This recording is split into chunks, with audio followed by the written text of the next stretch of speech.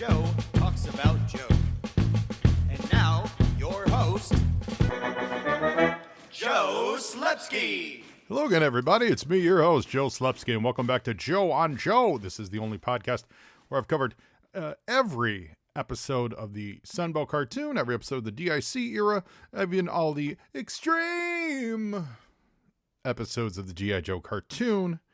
And we've also gone over all of the comic book issues from Marvel's Real American Hero run, the original run. And we've now worked our way through the Action Force annuals. That's right, guys. Today, and gals, today is the final part 3 of the G.I. Joe Action Force annual from 1991. Really been enjoying these Action Force stuff. I'm probably going to end up doing some more of it in the near future. Had a great suggestion from listener Brad, who suggested some of the Blackthorn Publishing stuff, which is like the How to Draw and the G.I. Joe 3D stuff, which I think is a fabulous suggestion. I had those when I was a kid. I had almost all of them as an adult. I completed the set. They're a lot of fun. There's one of the 3D ones is terrible. So I'm excited to go through that and look at everywhere they went wrong. But the early, it was the final one they did. It was really rough. But we're not there yet. But yeah, I'm going to be doing some of the Blackthorn stuff in the coming week. So that's going to be a lot of fun. If you're not familiar with that, it's we'll cover it through there, but they did like specialty books. They did a lot of how to draw books and 3D publication books that not just about G.I. Joe, they did other licensed properties as well. So it's a small little publishing niche, which we'll talk about when we get there. So that's exciting. If you're new to the show, welcome aboard. It was special welcome aboard to Jaden, friend of Toilet Teal. Thanks for listening. So excited to have you as a new listener. I love it. Absolutely love it. And for all of you new listeners, if you want to reach out and say hello, we're on social media at Joe on Joe Pod. It's on Facebook, Twitter, and Instagram. You can send me an email to joeonjoepod@gmail.com and say hi. If you want to be a guest on the show, we do a segment called You on Joe, where you are the guest, and one specific thing about G.I. Joe that you absolutely love, we'll do a deep dive into it. You can give me an email shout out there, and you can also help keep the show afloat with our Patreon, patreon.com/joeonjoepod. Now, before we get into a couple other points of business, I want to point out it is Oscar season. Our sponsors are the Great Movies in a Meal podcasts. They got to be talking Oscar stuff. In the beginning of time, the smallest organism gained sentience and thought to itself, I really need a good meal. Then, a bunch of other stuff happened, and finally the Lumiere brothers started showing movies in France. This was all the inspiration that fellow broadcasters Brad, Keith, and Ben needed to combine these two primal needs into the Movies in a Meal podcast. The Movies in a Meal is one of the most casual and relaxing film talk podcasts you could ever listen to. These three friends enjoy a good meal together while talking all about the movies. And not just reviews, they do favorite lists, comparison discussions, genre talks, anything and everything that you can think of. They've even broken their solemn promise inherent in the name and branched out into TV talk. So I love the variety of films they bring to the table. They cover new releases, classics, cult films, often in one episode. It's really a delight to listen to, and it has something for every movie fan out there to enjoy. So if you're looking to grow your podcast library, if you eat meals, and if you've ever seen a movie, then you should give Ben, Keith, and Brad a listen and subscribe to the Movies in a Meal podcast. They've been a great sponsor to this show. I love the Movies in a Meal podcast, and I'd like all of you to love them too. I saw last week they talked about Madam Web. I saw Madam Web. The less said, the better. However, could be a camp classic. There's some awesome line readings in that movie from Dakota Johnson where she doesn't even want to be on set, let alone her character want to be in that predicament. And it came off pretty funny to me. But yeah, I don't know when we're going to stop this Sony madness with the Sony Spider movies. I know there's Craven still in the works, but oof. Anyway, this isn't a movie podcast. This is a G.I. Joe podcast. And I also want to give a quick shout out. So this episode drops literally on the 21st of February. So that's tomorrow. Tomorrow, the Thursday, the 22nd, if you're in the LA area, and I'm sorry for not saying this earlier, we're going to be out watching a magic show. Joe on Joe guest himself, the Mind Noodler, Matt Donnelly, he's doing a show out here in Los Angeles at the Lyric Hyperion Theater, and we're going to be there. So if you're hearing this on a Wednesday or Thursday morning on the 22nd of February, go to the Lyric Hyperion and snag yourself some tickets to see some wonderfully charming close-up magic by Joe on Joe guest Matt Donnelly, who was an awesome, wonderful guest, and I can't wait to see the show. I'll report in next week how amazing it was, and hopefully we'll see some of you guys there. There'll be a few of us out there. The other one I want to throw a shout out to our good friends over at the What's on Joe Mind podcast. That's podcast has been around forever. I think Mike was saying like 13 years or something. It's a great podcast, and Mike and Rob and the Honcho, they're always welcoming, and they'll ask me to guest on that show every once in a while. And so it's always my pleasure. I always have a good laugh. Their show airs live on Tuesday nights. You guys should, if you're never heard them, you should check them out. And if you just haven't checked them out in a while, you should always check them out because they're great. They're like the OGs of the Joe podcasting space, and I appreciate them so much. So thanks for having me on last week. And finally, shout out to the PCSM Productions, who does some wonderful stop motion animated videos. They reached out to me on social and said, hey man, we'd love for you to do a voice for us. And just this week, they dropped their Fantastic Four stop motion video. It's about 5 minutes. And I was blessed to play Benjamin Jacob Grimm, the Thing. And I love playing the Thing. I've done it a couple times in a couple different places, and I love Ben Grimm's amazing. So big shout out to them. The video is awesome. If you like stop motion, using the action figures, it's really great. Like they do a wonderful job editing it all together. Like it's a lot of fun, and it's the FF fights Dr. Doom, and Benjamin Grimm gets to get in the mix, and I loved it. So thank you. Thanks for thinking of me. We tweeted out the link. You can see it on, I think I shared it on Instagram and certainly on Twitter, and put it on the Facebook page. But they're on YouTube, PCSM Productions. I'm assuming the SN stands for stop motion. So big thanks to them. I really appreciated the opportunity. It was a lot of fun. So give that a look. I think that's it. That's all the notes I got for cleanup this week. So we're going to be talking about the final part of this 91 annual, which is the actual comic book. We're no more prose stories this week. We're actually talking comic books this week. And it's called Piece of the Action. It is excellent. It's a really good story. I like it a lot. And the artwork in it is fantastic. And so we're going to talk a little bit first about the artist on it. So it's written by Dan Abnett and Steve White. Now, we've talked about Dan Abnett and how much I appreciate his work. He wrote the prose stories in these that we've been reading, but also, a lot of the cosmic stuff over at Marvel. Annihilation, and then that led to Guardians of the Galaxy, which that's the version of the Guardians that is on the big screen. And also he partnered with Andy Lanning for a lot of the stuff. They were the writing partners for years, and they did a series called Resurrection Man, which was just amazing, so good. So I've sung his praises before. So I was looking at the artwork on this, and I really liked it. And I was like, I don't recognize this name, Stuart Johnson. It's Staz Johnson. Staz Johnson did some great work. His work. He did a long run on Robin in the 90s, from like 96 to 99. That is a lot of Robin work. He also did the Batman Aliens crossover series. He worked over on Wolverine. He worked on New X-Men. He worked on some Civil War stuff. What else? Force Works. He was the artist on Force Works, which also worked with Abnett and Lanning. So that's really cool. I never knew that. He did a year on Catwoman, and he did some Detective Comics stuff. I've always known his work from Robin, and I've always thought his work was really fun and great. This is a different level. This is a realistic look at air. It's the whole story is a dogfight. It's all in the air, with a couple exceptions. They land eventually, but it's all in the air. So there's a lot of aerial shots of both the Sky Striker, an F-14, and then the Conquest X-30.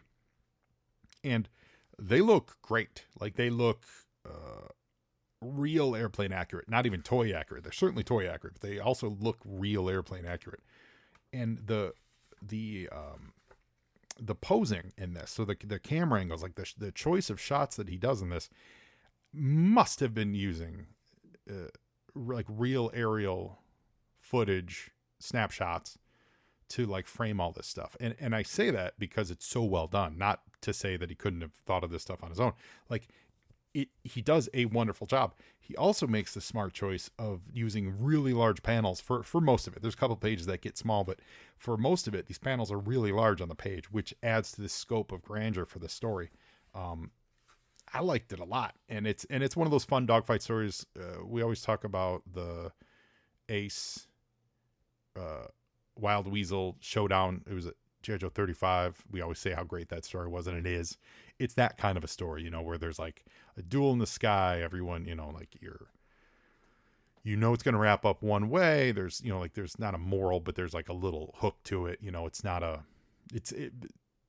dogfight stories in G.I. Joe tend to go that route. And frankly, they did also in old World War II, like old war comic books. If you read like Enemy Ace stories, very similar. Like there's this nobility that's portrayed to dogfights, or this, and I think for obvious reasons, a real sense of finality to them. Like that's it. Like you have to make this choice, and there's no, if you choose wrong, that's it. Even if they don't get you and you crash, you're dead. If they get you, you're dead. And if you win, they're dead. And I think that always permeates almost any real, well done aerial dogfight story that I've read. And it's certainly here in this too. It's also got a lot of shades of Top Gun in here. So this is 91. So this is just, 5 years after Top Gun, 4 years, 5 years. So there's a lot of vibes to that. So I really liked it. And it was great to see that it was Stas Johnson doing it. It's really good. And frankly, it doesn't look like his Robin stuff. It just looks good. And most of it is airplane. So most of it is shots of airplane. So there's not a lot of, it's a very technically drawn issue. There's occasional face shots, which, look great and lots of good reactions and stuff, but it's really very, very technically drawn. So if you didn't do that well and choose these really nice, like imposing angles and just camera setups, then there's no life to these planes. And he does a really nice job with finding life to them. So, kudos, Stas Johnson. Good for you. Yeah, really nice. So, anywhoots, that's it. So let's dig into it. It's called Piece of the Action. We start with a nice half-page splash of the Sky Striker screaming at us. It's funny. I go on and on about how wonderfully illustrated it is, and it is. But in the very first picture of the Sky Striker, there's bombs and missiles that are missing. It's weird. It's an unbalanced shot. Like the right side of the plane has what's seeming to be the accurate placement of the missiles, and the left side doesn't. And it just seems weird because then they're there in the next few panels. So I'll take it back per se, but if we're dissecting the issue, I feel like I have to address that. I don't mean it as a complaint. It's a very nice shot of the Sky Striker zooming in through the cloud cover, and it's Lady J and Ace. They're in the cockpit. Ace is flying. Lady J is his not wingman. Goose. What was Goose? Goose. Well, it's co-pilot, but what was? Hold on, we're gonna find out. Hold on. What technically did they nickname called Goose? So yeah, I used to remember this because everyone used to love Top Gun. Goose was his Rio, which is radar intercept officer. So his job was to look at the radar and literally look out for other people in the sky to help the pilot figure out what's up. So that's why he does spend the whole movie going, hey, they're that way. Hey, they're that way. That's what Goose's job was. So in this case, Lady J is Ace's Rio, which is a fun little term. And we're also going to get a really cool little term in the next couple pages. So there you go. Yo, Joe! And the top panel here seems straight out of Top Gun. You've got the F-14, the Sky Striker. It's flying at an angle. It's actually not completely on its side, because if you look at the clouds, what's really striking about this picture is that he puts the clouds on a tilt too.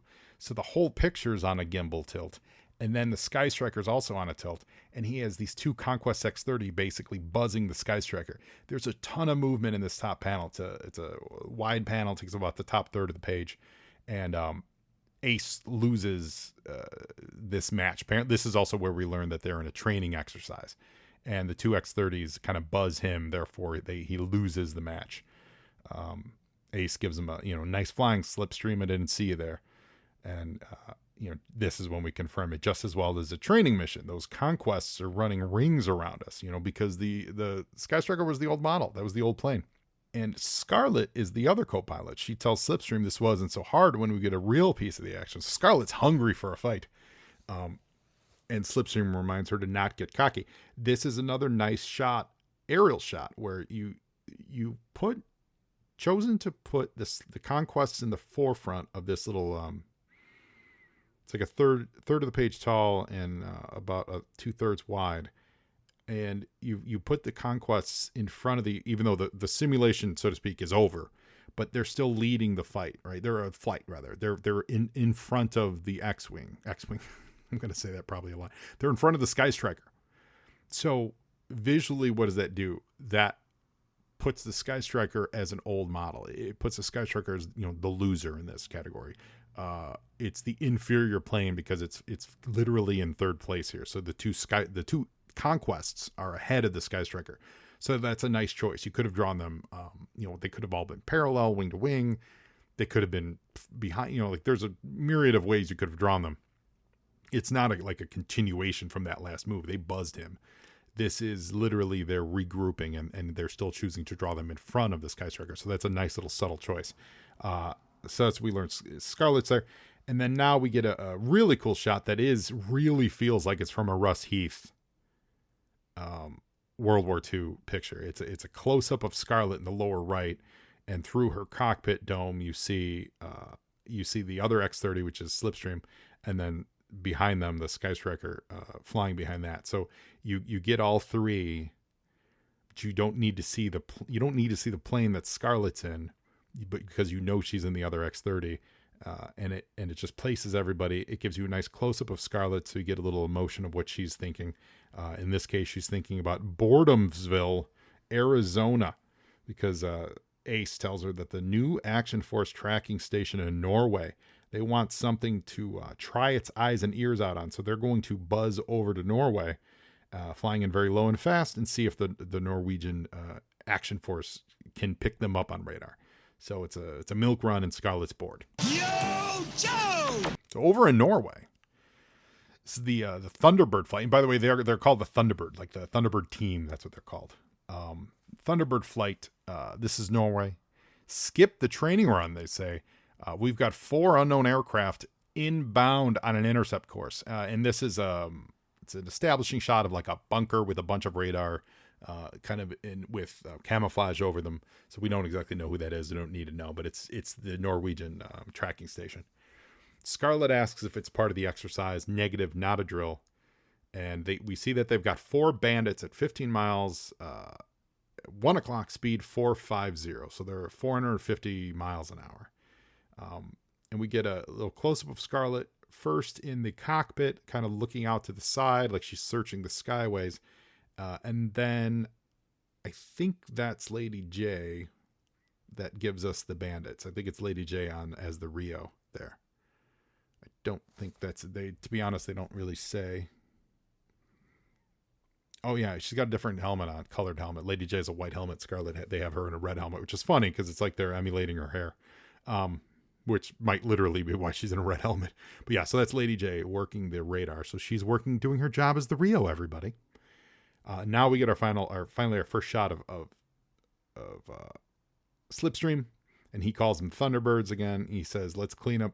He says, this is great. And he must be in charge of this little operation too, because he's giving the order here, not Ace, which is interesting. It's like the new guy in charge of things, which is kind of cool. And he says, okay, Thunderbirds, let's clean up, pickle off your fuel tanks and go supersonic. And good storytelling does exactly what's happening here. You see a really good, really well rendered shot of all 3 planes. They're all, now they're in formation, right? So now they're equals. They're going off to battle. So now they're equals again, right? So they're all in formation, and you see them dropping off their fuel tanks. So all the fuel. You remember the Sky Striker has a fuel tank on the bottom. Looks like he has two of them, and the Conquest has each Conquest had a fuel tank attached to it. So he says, pickle off your fuel tanks, and they all drop. Now, if you don't know what pickle off means, you don't need to know, because the very next scene shows something dropping off, and he says fuel tanks, so you assume that's the fuel tanks. So really great storytelling. You don't need what I'm about to share with you, but I was fascinated by that. I'm like, what does that mean? What does pickle off mean? So I looked it up. So in fighter planes, and if you've ever seen the yoke of a fighter plane, it's the red button, and that's their bomb release button. So you've seen it in all the in the stick of all the fighter planes and all the Top Gun movies you've always seen, right? There's the little red button that they press and their missiles fire or their bombs drop or whatever. Apparently that's called the pickle button, and has been called the pickle button for, almost 80 years, right? There's a few reasons why they think it's called that. There's three prevailing things, but they do know what it means. It's called the pickle button, and it means to release your payload, to drop off your plane, the payload. So here's what this military website says. This is from forces.net.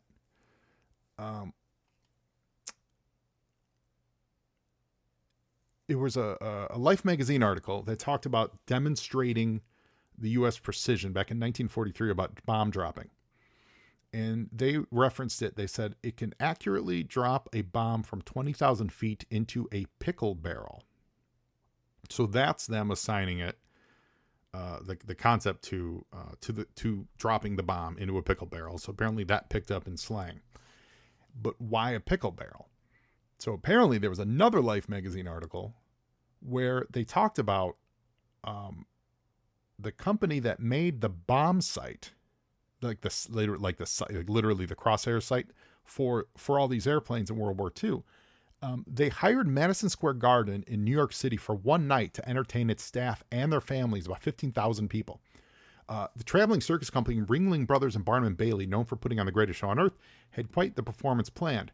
It said, quote, "The circus did its part by rigging up a bomb sight of its own, which enabled a clown to drop a wooden bomb into a pickle barrel, and then a pickle popped out of the barrel.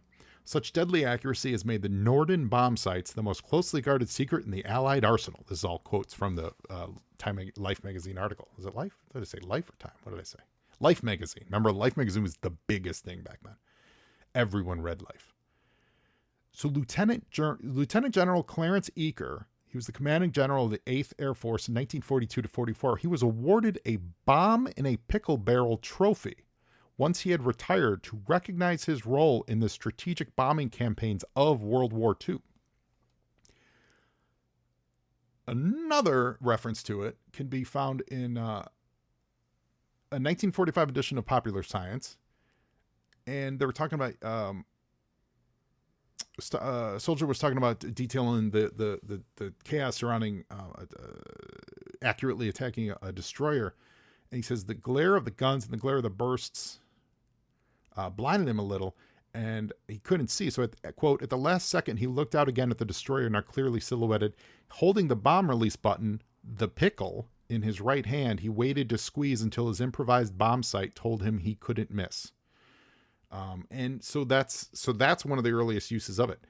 Some other people reference it to in Vietnam, the slogan was used to drop all ordnance at the same time for either mass effect on a target, or if you were going to do an emergency crash landing, that you don't want to crash land with any bombs or any other weaponry on it, because otherwise you'll explode. So they referred to it as pickle your load prior to landing. And then another message board says that the stick on an F-15 just has so many switches that it feels like you're holding a pickle, with all the bumps and ridges on it. But it all does seem to stem from World War II and the idea of hitting something or dropping something into a pickle barrel. So that's called the pickle button. So now you know, and knowing is half the battle. Yo, Joe! So we've got a nice cockpit picture here, and it's Ace spotting the Rattlers. He sees 4 Cobra Rattlers, and again, because this is Action Force, it's tally ho, 4 Cobra Rattlers at 3 o'clock, and he asks if they can engage. It's funny. He says, "Can we engage?" And they say, no, do not fire until fired upon. But because it's, hey man, we're here for the action, right? We're not here for them to kill time. The next panel they get fired on. So like, there's no, I like that they put the Cobra in the role of the aggressor, but we're not wasting any time. Like it's the next panel, there's a Rattler and they've engaged. So Scarlet's getting shot at by one of the Rattlers, and a missile is fine. Now this is a great, this panel, this third panel on the page right in the middle. And these are really large. They're large panels. They're really nice. They're airy because they're in the sky. They just use the coloring, the blue coloring, and there's shades of blue. It's really nice coloring, especially for the time. This is, I imagine this is pre computer coloring. Doesn't, like that really didn't come to prominence for a couple of years. So I don't imagine they used computer coloring on this. Like this, some really nice work with the blues and the purples to highlight certain things. Specifically in the second panel, they do a nice, it's almost like a glow effect on the Conquest to really highlight it. And in this case, there's a fisheye lens feel to it, where this missile is kind of stretching out across the panel, curving, and it gives you the feel that Scarlet is just pulling back on her yoke and on the stick, and just putting the Conquest into a turn to avoid this missile. That's what you get by having this curve to the picture, or well, not to the picture, but curve to the flight path of the missile. Like the missile itself is even curved. It works really, really well. And so while she's doing that, Slipstream slips behind the Rattler, and he nails it with his machine guns. So that's one Rattler down. But as Slipstream did that, he picked up his wingman. So now we've got another Rattler flying in. And what's amazing about this part of this final panel is Slipstream's recovering, and the other Rattler is now moved in behind him. But the other Rattlers, they showed it flying inverted. So you could have easily just drawn, the choice could have been just to draw the Rattler literally like moving in behind him at, the same. See, but they've got it inverted, implying that it just made a sweet move, like a loop-de-loop move, or so to speak, to get in line with the Conquest. Like it's adding action to the scene without having to show the actual action that's happening. Because why is he inverted? He's inverted because he's making a big move. Yo, Joe! This is the page that I just fell in love with. This is a great page. There's 4 panels. They're huge. So break it up into 4 giant, real, tall panels. And first one, real cinematic. There's multiple layers of cloud cover. The camera's pointing towards the earth, but you don't see any details on the ground. Everything's got this bluish shade to it. And you see 1, 2, 3. There's four aircraft in this photo. The furthest one, to be fair, I don't know what it is. I think it looks like an aircraft. It might just be a more cloud cover, but it's kind of in the middle of the page, so I feel like it has to be an aircraft. And frankly, what it could be is the Night Raven that we're talking about later. But either way, there's something in the distance which catches your eye in almost a direct line, like a 90 degree from the left corner angling up to the top right. You've got the Conquest, and that's Slipstream's Conquest. And then you've got a Rattler doing an inverted power dive on him. So we see the bottom of the Rattler at a different angle than Slipstream. So that's that same Rattler that we just saw in the previous panel. That's moving in on him. And then Ace and Lady J are in the picture as well, but they're at a completely different angle. They're cutting across. If you're watching a car drive away from you down the street, and a car drives right in front of you at a 90 degree angle, you're seeing inside their car, and they're commenting on those cars that are driving completely away from them. So that's the effect we get here. And that is another bandit. I am actually looking at if I read the captions, I would have known that little bandit in the bottom is the 5th bandit. That is the Night Raven that we'll see in the next page. So Lady J confirms that. So it's just nice framing on this, and the clouds really looks great. And there's enough room in the panel to give this airy feel. It's not crowded. There's just an air of there's a space in this. It's nice. Moving to the next panel, this one is straight out of like Enemy Ace era stuff. It's awesome. You've got two Rattlers. They're headed towards the Sky Striker. And the camera's placed behind them on the same plane as they are, and they're heading into the Sky Striker at kind of a 90-degree angle. So Ace is about to get picked up on. It's just and all of it is at a cockeyed Dutch tilt to the Earth. So you got the Earth, like the mountains in the distance, all of a sudden enter this picture. They've been in the sky for almost this entire issue. Now all of a sudden you see that they're close enough to the Earth through the cloud cover that there's, mountains in the distance, and there's the ground, there's the ocean. And then that gives you a real nice grounding of, where they're at in relation to the Earth. Like when I said earlier that, talking about the inverted position of the Rattler, technically, we don't know how inverted he is because there's no bearing on the planet Earth. Using the mountain range in the back to kind of give us a perspective of where these planes are at. Brilliant, really nice. So we know that Ace is going to be in trouble.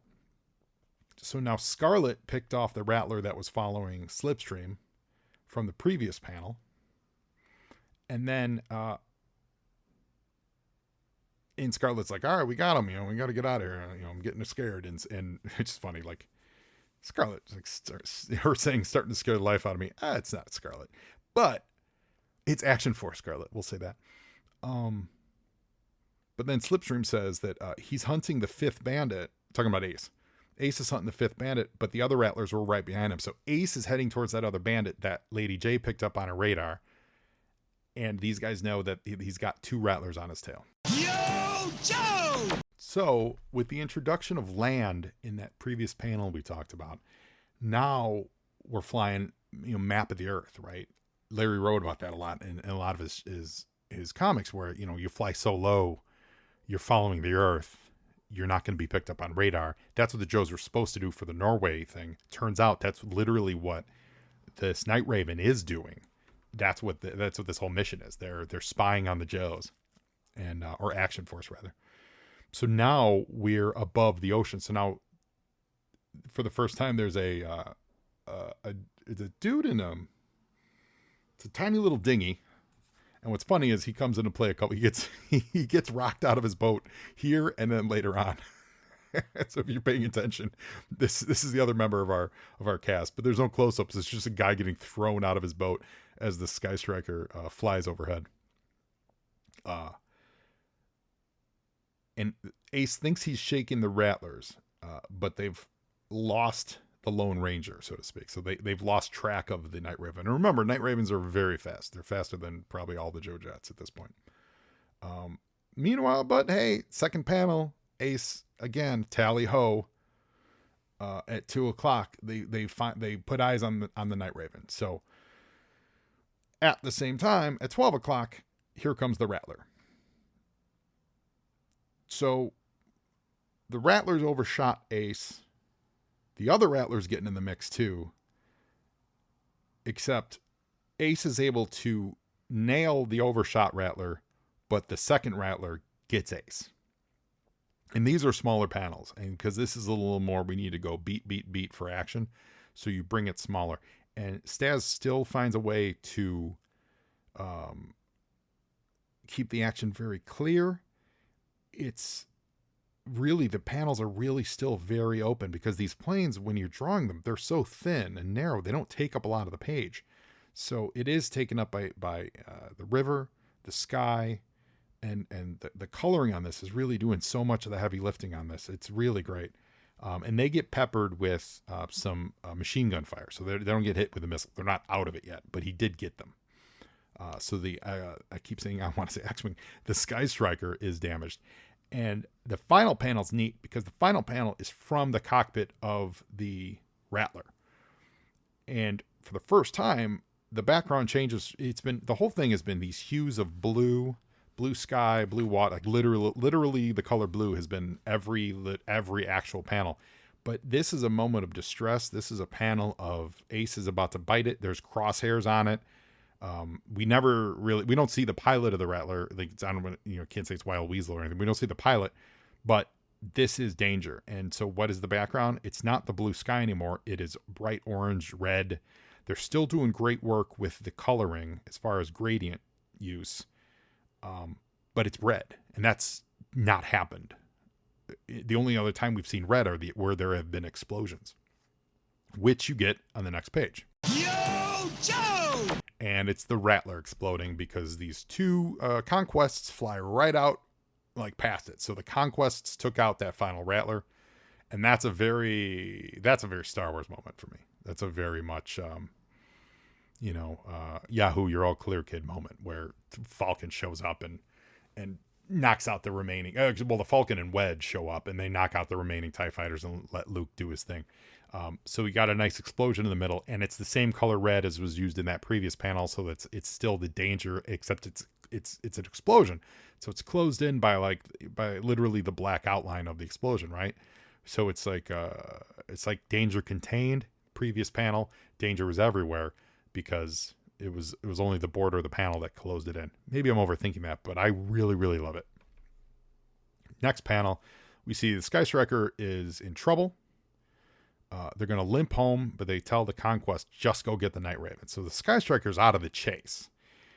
And the Night Raven, turns out, is heading towards that Norwegian station, which we revisit again in the second panel. And the drawing of the Night Raven zooming overhead is so good. It is so low to the ground. Think of it like a worm's eye view camera. It's looking up. You're seeing the underbelly of the Night Raven as it zooms overhead. There's enough backwash in the distance behind behind where the jets would be, and the trees are raked out, so it gives this sense of motion without adding superficial speed lines. Like, in a comic book, you use speed lines to show this person came from that direction. In this case, he's literally just using these distorted trees to show movement. And that works so well because it's the Night Raven. What's the Night Raven supposed to be? It's supposed to be super stealthy. It's supposed to be super quiet, right? So the less speed lines used, the less, whooshes, the better.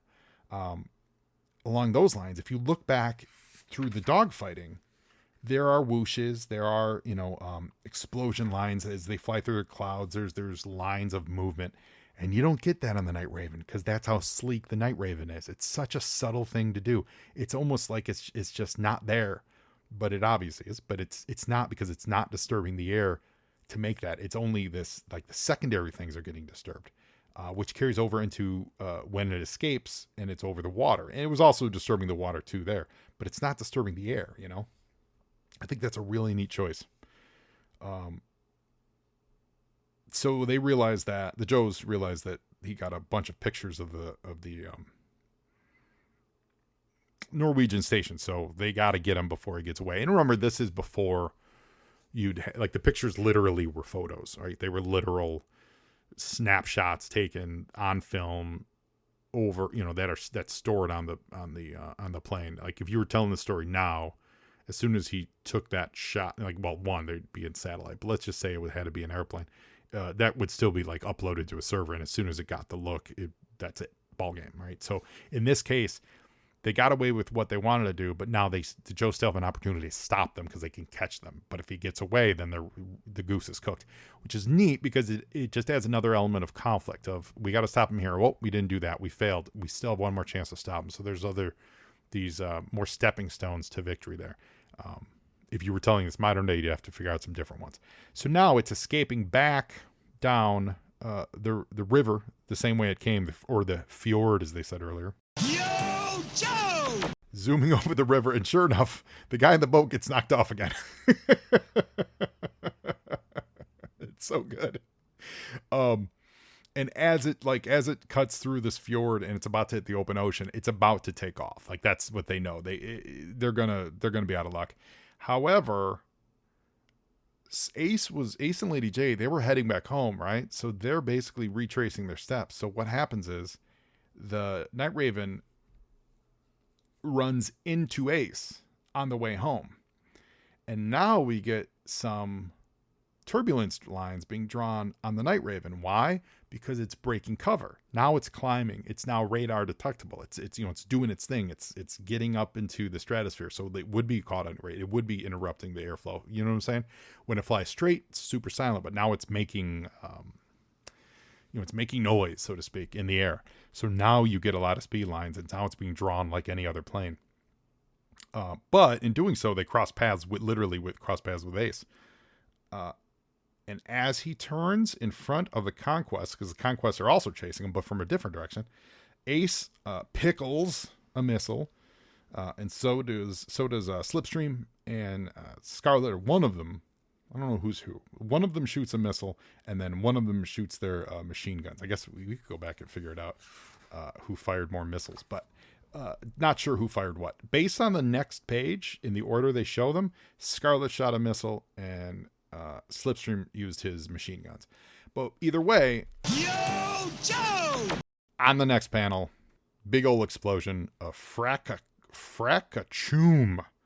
and the Night Raven is just blown to bits. A nice little explosion. It's all fragmenting into pieces. It's really good. Also, they were smart enough to not draw the Night Raven with the mini jet on top, because you wouldn't have that on for this kind of mission, right? You'd want it to be as stealthy as possible. So there's no mini jet on top of the Night Raven.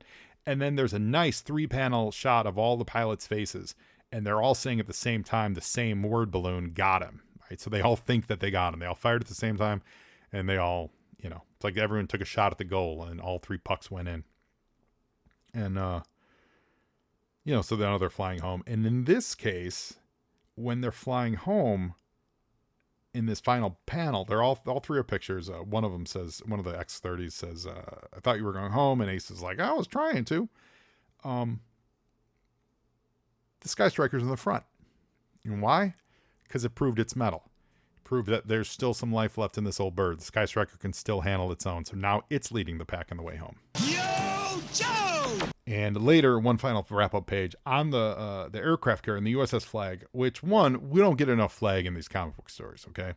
But 2, this drawing is gorgeous. And again, this feels straight out of Top Gun. Like, literally, I would not be surprised if he was put on Top Gun and paused some scenes. It's a really nice shot, really level, it's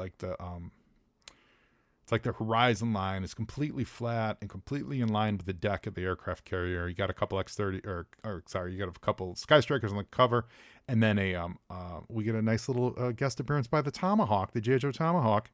It's flying towards us off the deck of the carrier, and the sun setting. It's nice. It's a nice little photo, and we now, with the sun setting, now the whole sky's red. So it's just a different time of day. And we say it's not every day you get to shoot down a Cobra Night Raven. And so someone else said that. It sounds like Scarlet said that. And Ace is leaning up against the Sky Striker. He says, you shot down the Night Raven. I think Hawk will have a few things to say about that. And Hawk comes walking by, and who's he with? Is he with, he's with Slipstream. He says, quite right, Ace. Remember, British.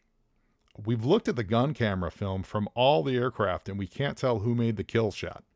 Sorry, but you're going to have to share the kill between you. So Scarlet's like, a lousy quarter of a kill after all that effort.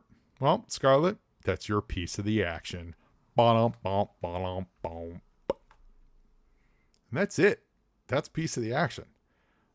It's a good story. It's really fun. Like, and you see what I'm saying, where it's got that little moral, like that, like, oh, we wrapped it up. Just that for a quarter piece of a kill. It's good. I like it. It's so good. And I'm telling you guys, look at, if you have this book, crack it open and check it out. The artwork's gorgeous. It's really, really nice. Staz Johnson kills it with this. It just seems really reference heavy, and good for him, because it's the right way to approach a story where all of your characters are these inanimate objects, these planes.